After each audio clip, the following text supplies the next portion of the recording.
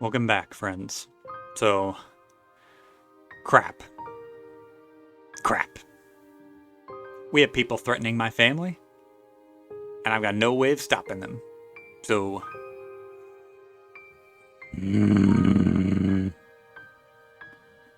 we might be in a precarious position for a while. And like I established last time, I've got a lot of good relationships here. Like, aside from Stefan, I really have good relationships with all four of my family, and I've got a good relationship with Sophia. Like, I've got a good relationship with Sophia. I've got an okay relationship with Tomas, which I'm pretty sure I'll learn more about. But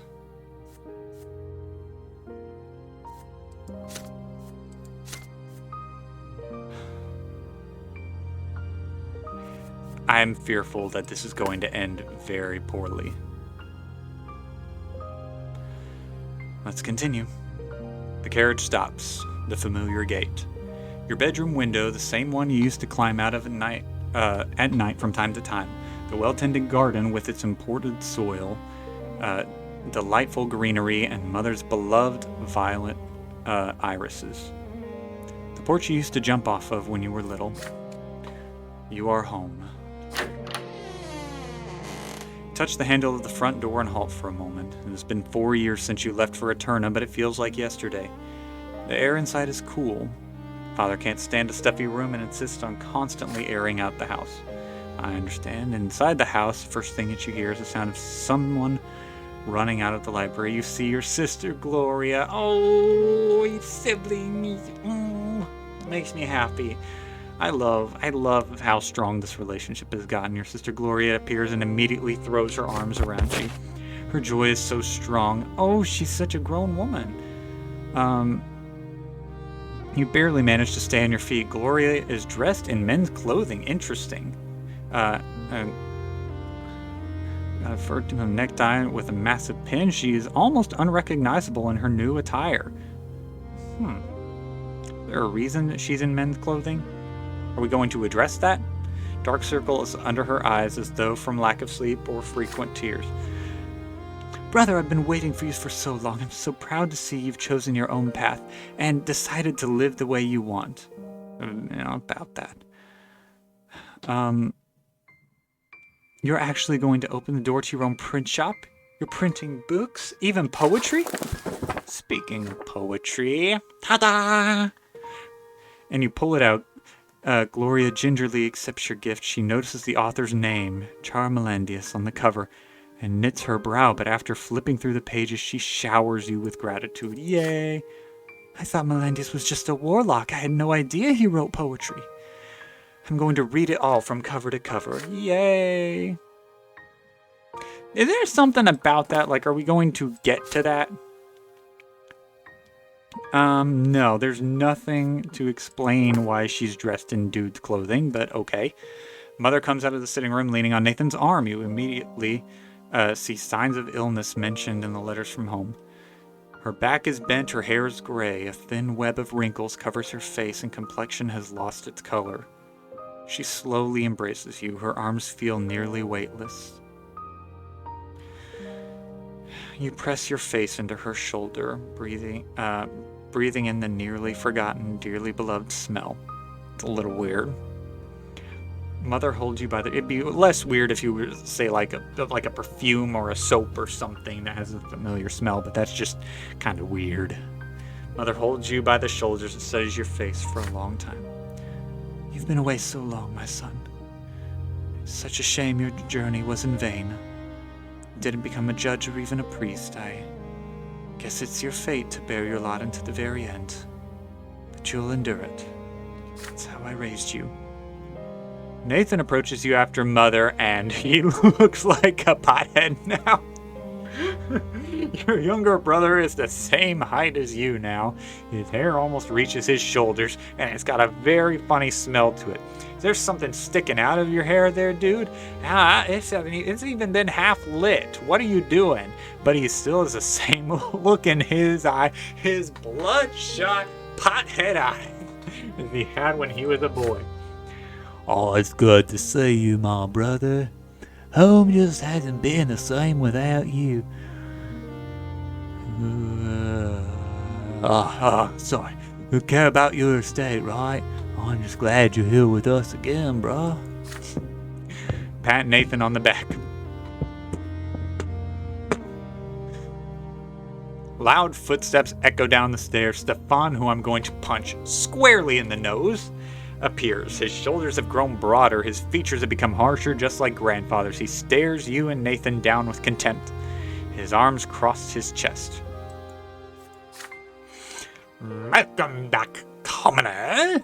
I hope you become my equal, apparently. Just didn't have it in you. I guess you know better than Nathan. Can only hope you know your place from now on. My father even sent you to the capital in the first place. Stefan says these words. Please go well. You see father appear from his study. He looks older now. His back is hunched and he squints. There are deep lines around his mouth and silver threads in his dark hair and mustache. Please don't become, Gregor. He stops a few steps and examines you from head to toe. He doesn't say his word, shaking his head slowly. You explain yourself to father. This was the only path you could have taken. College and the judge's calling were not for you. However, your time in the capital was not spent in vain. You made many influential friends there. Now you plan to open a print shop in Anazote and make a good living. You do your very best to make it sound convincing. No one can ever see through your cover story. Well, my son. When I sent my son to the capital, I expected him to return a nobleman. The man who stands before me is a commoner, a merchant, an artisan. I had such high hopes for you. But our family's future rests in Stefan's hands now. Oh well. I've had enough time to make my peace with this. You are still a member of this family. We'll see how your shop fares. Perhaps you can still find a way to contribute to the Brante household. That's well enough. I'll take it. He lets out a bitter chuckle, and after a pause, father spreads his arms wide to embrace you. You're finally home, my son. Yay, it's good enough. Well then, it's time for dinner. Your mother's prepared a veritable feast in your honor. I got the munchies hardcore. For the first time in years, your entire family shares a meal at the same table. I need to know what's going on with Gloria.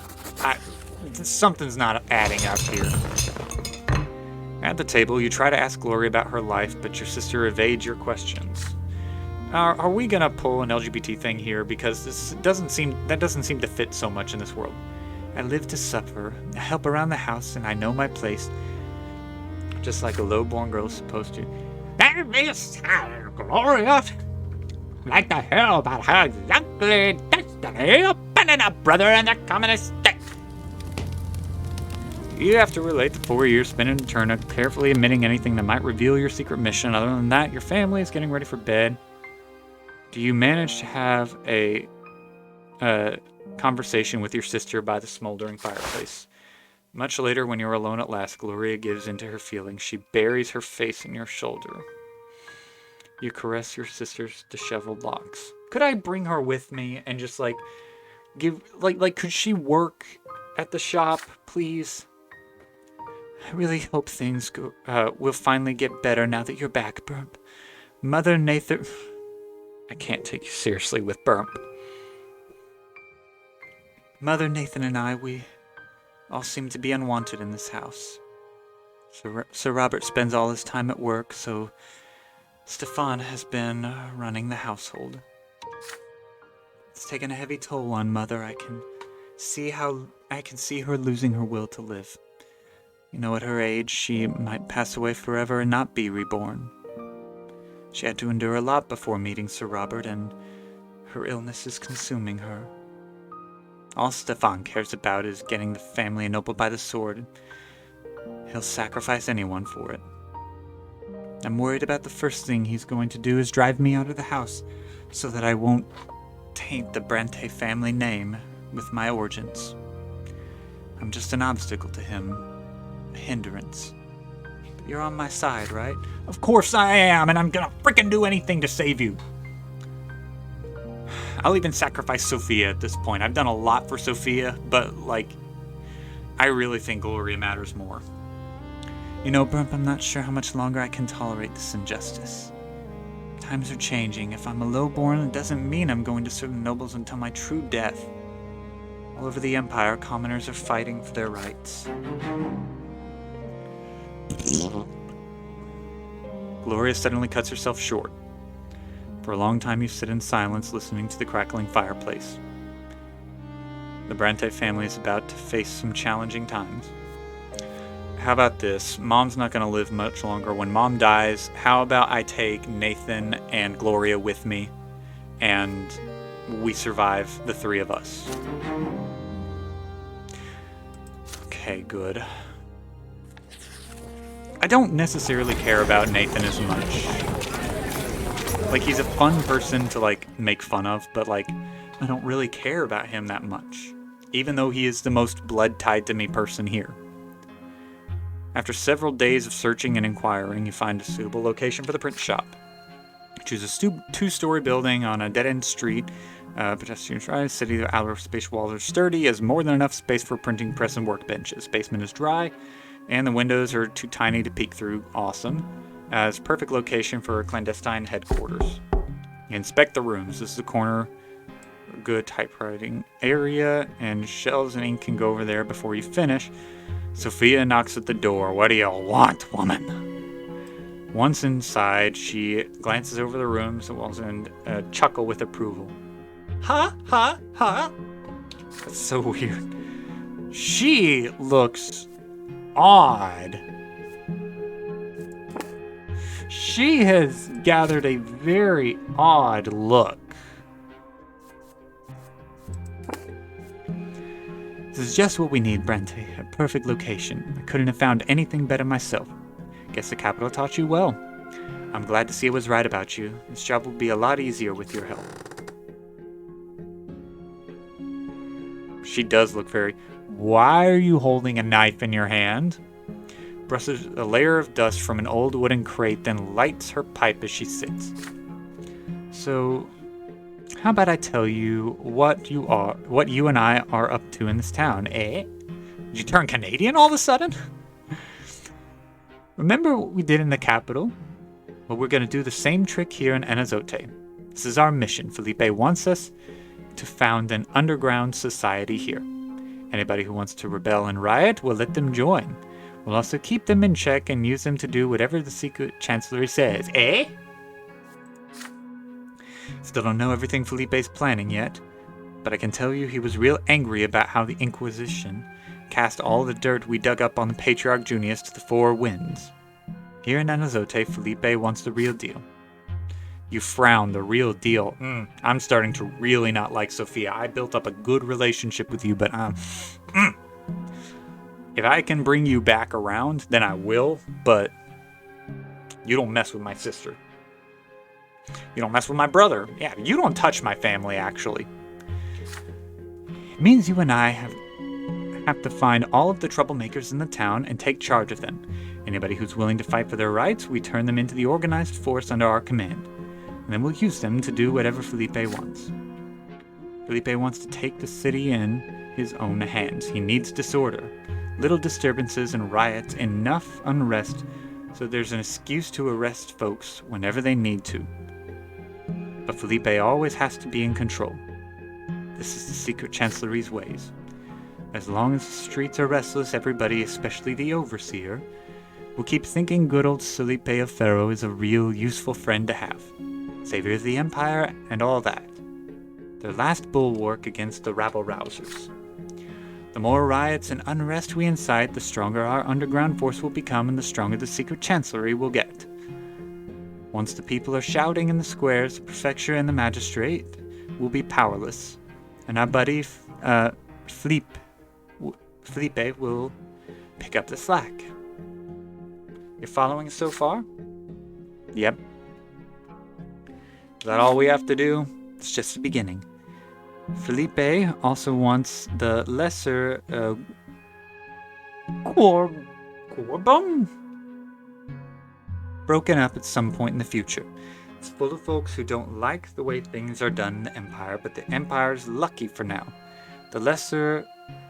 I should have resisted you hardcore. You suck. Empire's lucky for now. The lesser spends too much time bickering and not enough trying to work together.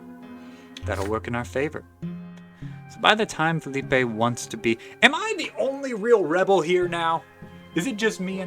I need to reach out to what's his name.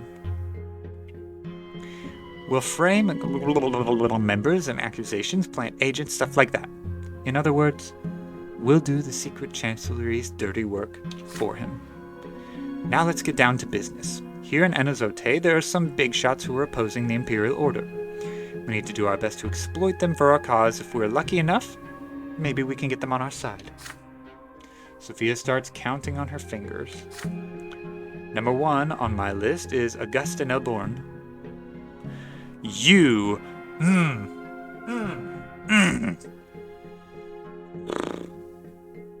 Whenever Gaius Tempest was first appointed over Overseer Mag, he was the only member of our providential council who openly supported him. Elborn is one of the most powerful nobles in Magra, but he's always protected the common folk. He could be our main ally or a real dangerous enemy. Second fellow worth mentioning, can I go behind Sophia's back, is the Mayor Egmont, a lesser of the wealthy commoners in a lesser... He's an old merchant who got rich mining silver. I remember him too. You are targeting, like, all of the good people. Last on my list is Father Leonard. He's an abbot of the Temple of the Silver Tree and a local spiritual leader of the New Believers. I don't like you. Screw you. Screw any ideas for building a romance between the two of you. If you want to come back to the goodness, you can. But, right now, lots of Magran commoners are rejecting Issatias' teaching of the lots, and it's all thanks to Leonard and his influences. If those folks have managed to cast off one burden, it should be easy to talk them into rejecting another one. Sophia taps her pipe against a crate, knocking the remaining tobacco onto the floor. One more thing, Brante. We're going to be manipulating people. I'm talking lies, half-truths, and using and exploiting folks. You name it. And we need to get them to follow us. And that's a tough thing to do. People can smell phonies a mile away, so we have to be believing in everything we say. I mean, really believe it. From the bottom of our hearts. If you aren't ready to die for your cause, why expect it from other folks? But you also have to remember who we're really doing all this for. You sly little man. She trails off. You wait for a moment and ask Sophia why she's agreed to all of this. Why is she working for Felipe? Can't she run from him or use her magic to subdue him? Sophia's... The merciless Magran sun fills the room. Through a narrow window, reflected in her eyes, a multitude of yellow spark. You think I never tried it, Brante. Don't be naive. Magic will not help me bring down Felipe. When I use my power, you notice it quickly, and Felipe notices it even faster. If I ever try to enchant him ever again, I'll be collared and sent back to the House of Humility. I'm never going back there again. Not ever. As for escaping, there is no hiding from the secret chancellery. Sooner or later, they will find me. Then let's freaking bring it down. And then there's nothing that's controlling us. We're both on the inside. We both have some favor with him. The Empire is absolute. The Empire is eternal. The Empire is everywhere. We're all in the same cage. There's no way out of it. There is a way out of it. We've proven we've got the numbers for it, and we're in the heart of this... So forget about running away. If you want to get out of this alive, just do what I tell you. Trust me, and I'll take care of you. Screw this. Now let's talk about your next step. We put up a cover story, make sure it doesn't fall. Get this print shop to work. You need employees. Gloria. I'm hiring Gloria. I'm hiring Gloria so that I can keep her with me no matter what Stefan does. Good at picking the right people, just as good as me, so do the right hiring. People are loyal, do their jobs, and keep their mouths shut. Felipe gets here. We have to show him that we've accomplished so far. Get that to Kraken. We've got a lot of work to do. can't hire rebels?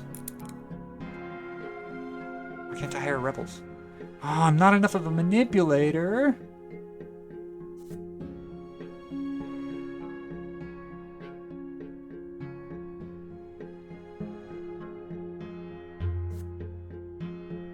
For people who are willing to get their hands dirty without asking too many questions.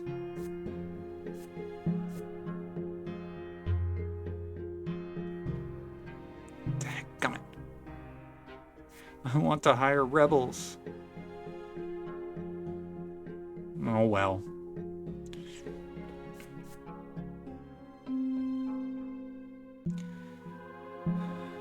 Doing this would be better for me, because in the long run, it's going to end up being very positive.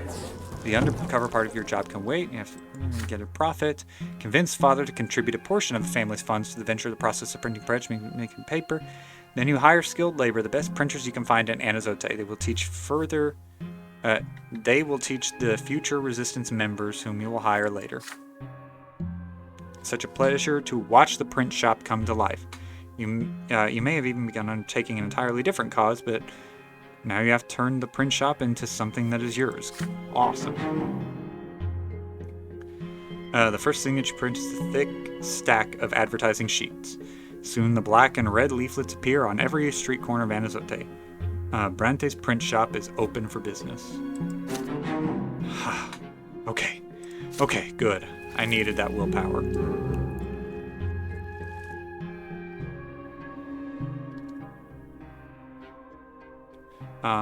Okay, we've been going 22 minutes. We'll go a little bit longer, but I think I'm going to make this a shorter episode than the past few.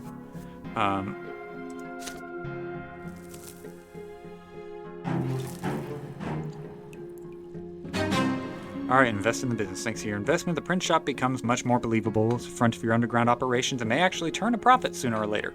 That's good. Okay.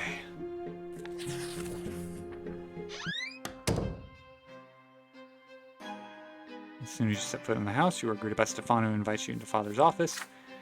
Son, Stefano and I must discuss an important matter with you.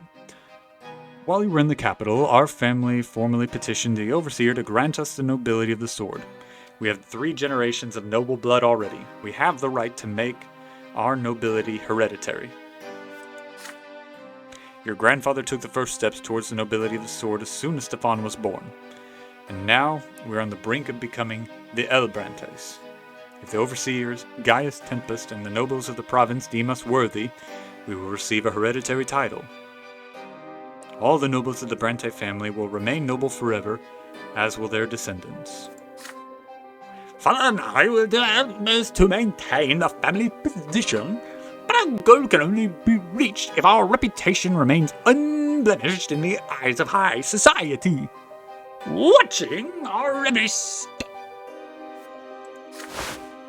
Father lays his hand on your shoulder. Now this is your cause too. The future of our family depends on it. We need an estimable reputation and wealth. Everyone bearing the name of Brante affects it. Remember that with every action you take, Bernd. You'll have to appear before Anazote High Society, so we're going to host a reception for the nobility at our home soon. You must uphold your honor of our family, brother. You'll relate the news from Eterna to our guests and present yourself in a favorable light. This is gonna mean that they're gonna try to kick out Gloria. Even if Dad does, then screw Dad. With Stefan at the helm, your entire family spends a full week preparing for the majestic reception. The house was flooded with decorations, tableware, cooking utensils around the clock, and napkins. Now bear an embroidered cloak, branch and chains, the Brante family crest. Gloria is the only one to neglect the common cause. Were it up to me, I wouldn't be seen at this hypocritical gathering. But I don't want to let Sir Robert down, as the only reason I plan to stay for the event. The evening for the reception has come.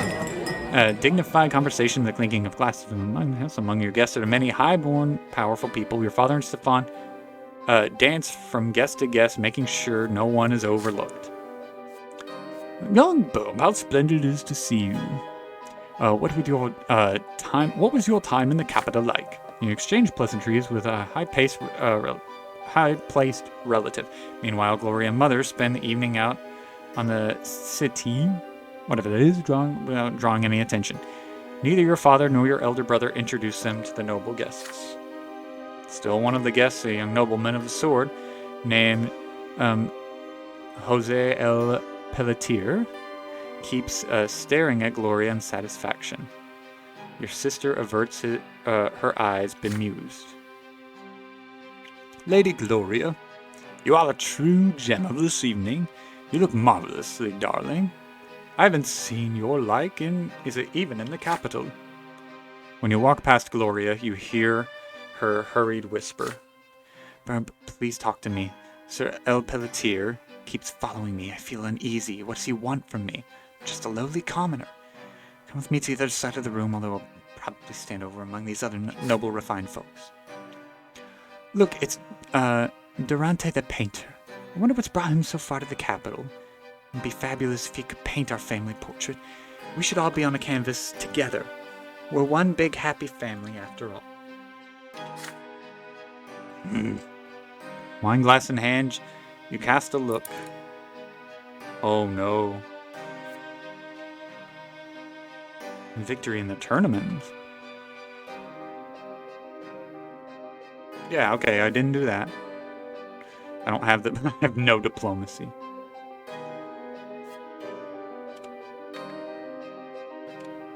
Okay, so I've got enough eloquence. Okay. Time to choose how you will spend the evening.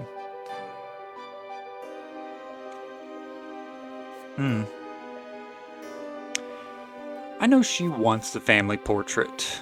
Either of these are going to bring down the refine of the family, but like...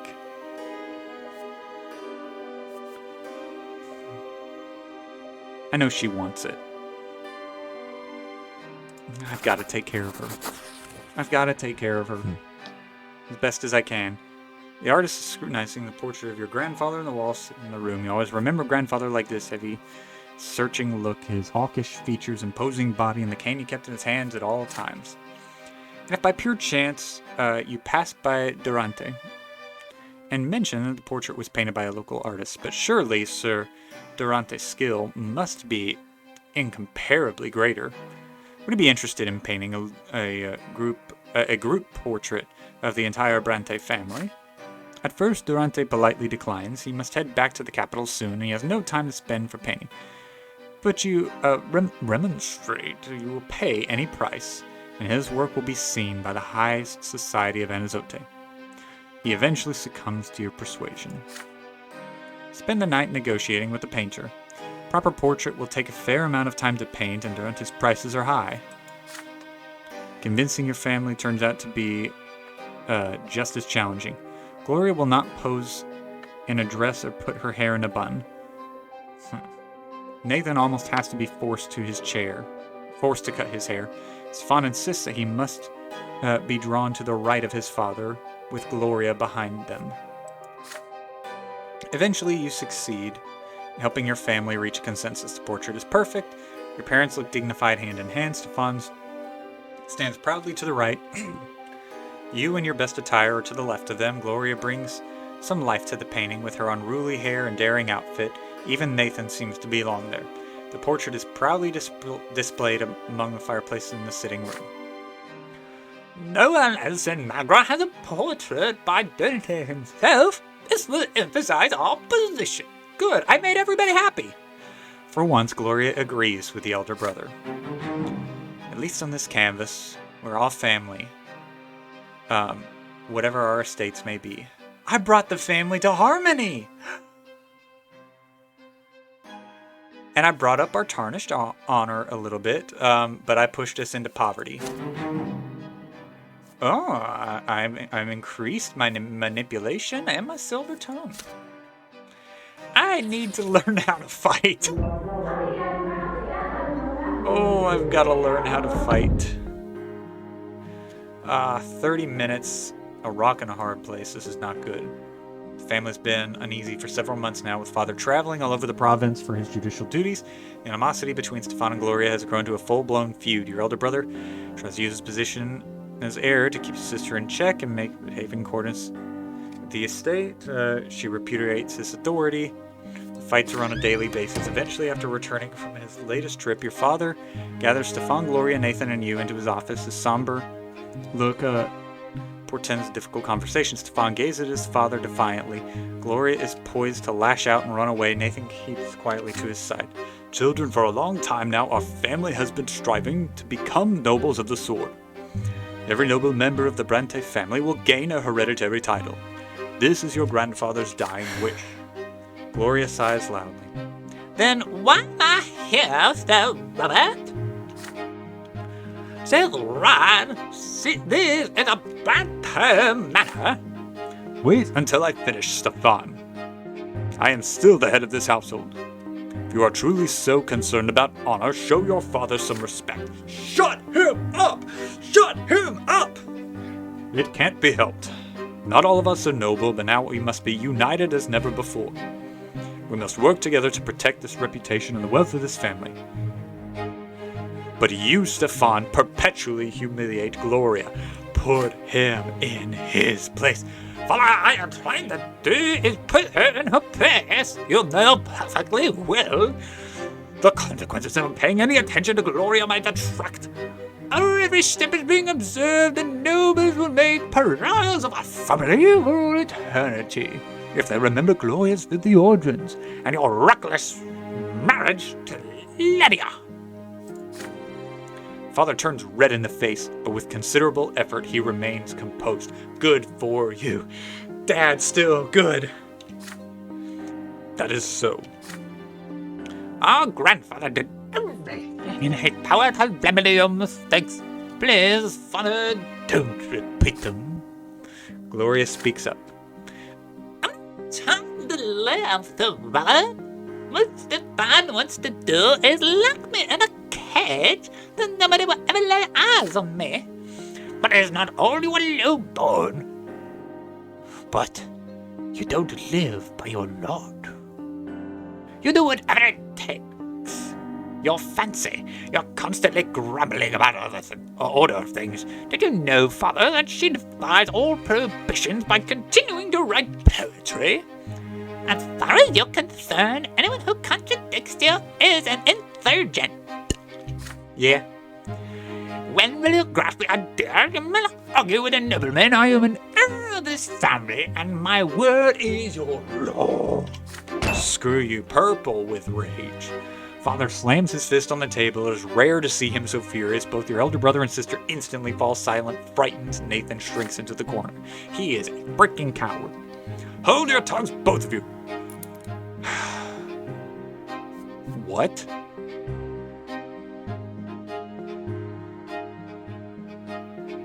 Okay.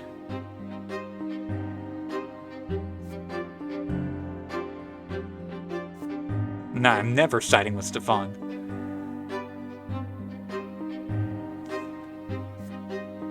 Okay. Oh, that's gonna take another weld. And I'm not making any money. And we're gonna need money.